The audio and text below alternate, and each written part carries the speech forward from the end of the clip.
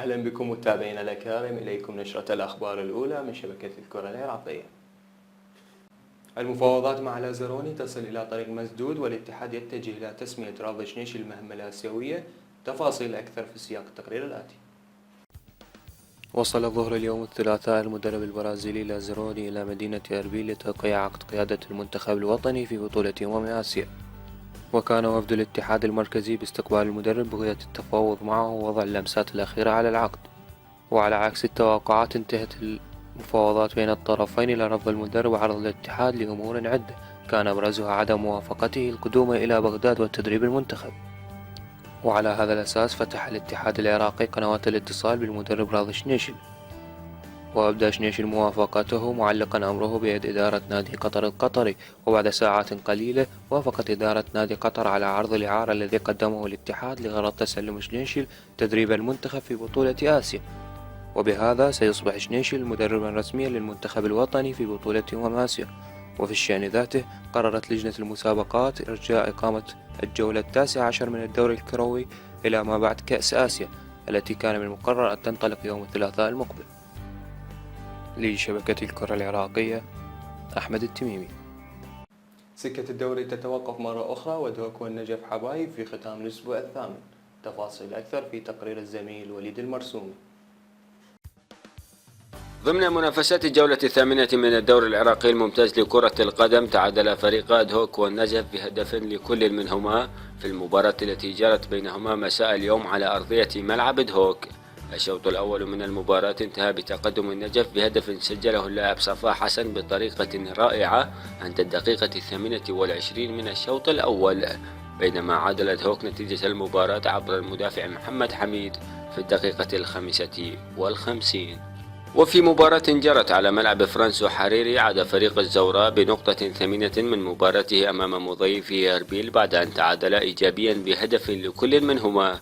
الشوط الأول من المباراة انتهى بتقدم أربيل بهدف سجله اللاعب أمجد راضي، أما هدف الزوراء فقد جاء قبل نهاية الوقت الأصلي للمباراة ب5 دقائق عبر ركلة جزاء نفذها المصري مصطفى جمال بنجاح.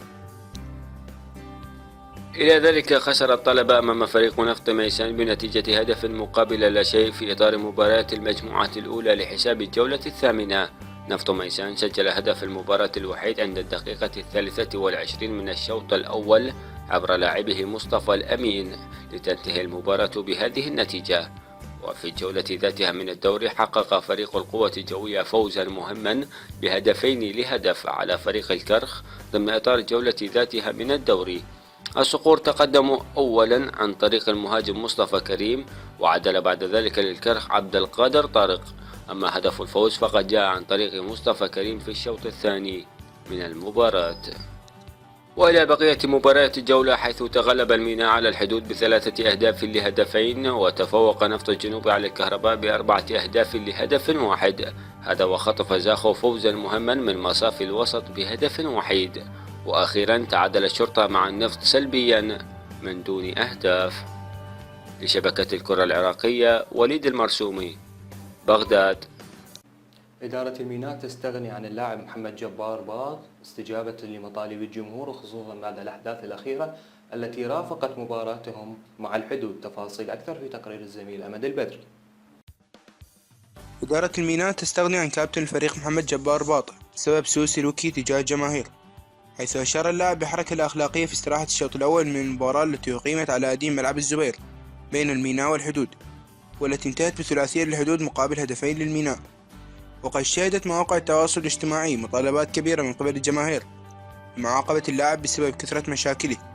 يذكر أن المباراة جاءت عن استقرار الكادر التدريبي، حيث أعلن مدرب الفريق أسد عبد الرزاق عن استقالته بعد المباراة ليعلن عن تراجعه لاحقا، مقررا الاستمرار مع الفريق. شبكة الكرة العراقية، أمد البدري.